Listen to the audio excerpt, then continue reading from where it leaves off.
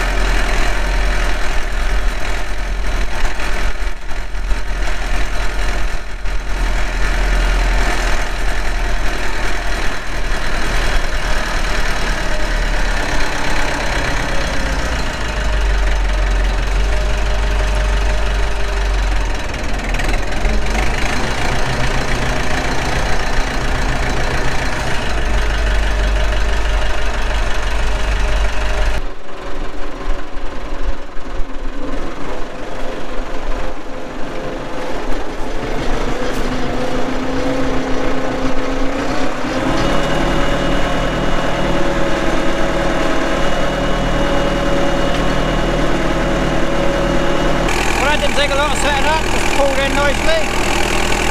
We're working hard.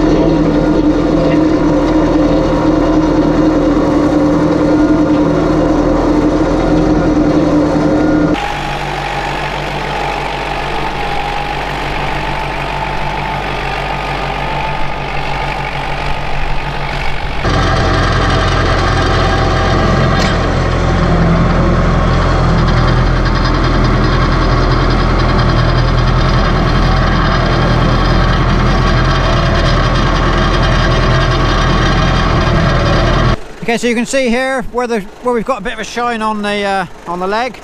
So this is the depth we're operating at, well over a foot deep,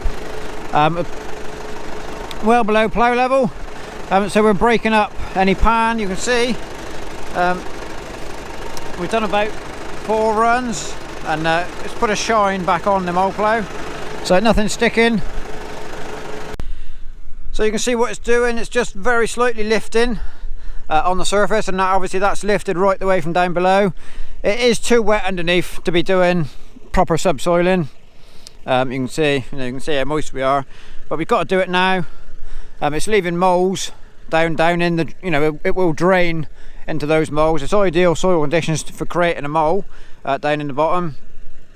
It's too wet for subsoiling really, but we've got to do it now before we plough and plant.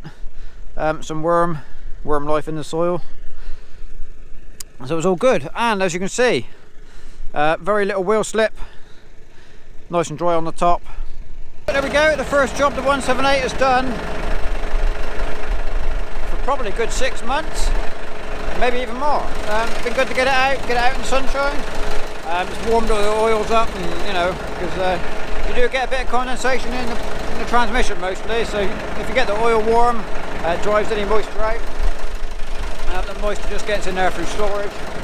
So we've had a good fun day. Mostly I've got to say thank you to everybody for being so patient, waiting for the Vintage Thursdays to come back. But like I said at the start, we are back now. So thank you very much for watching, and we'll see you next time.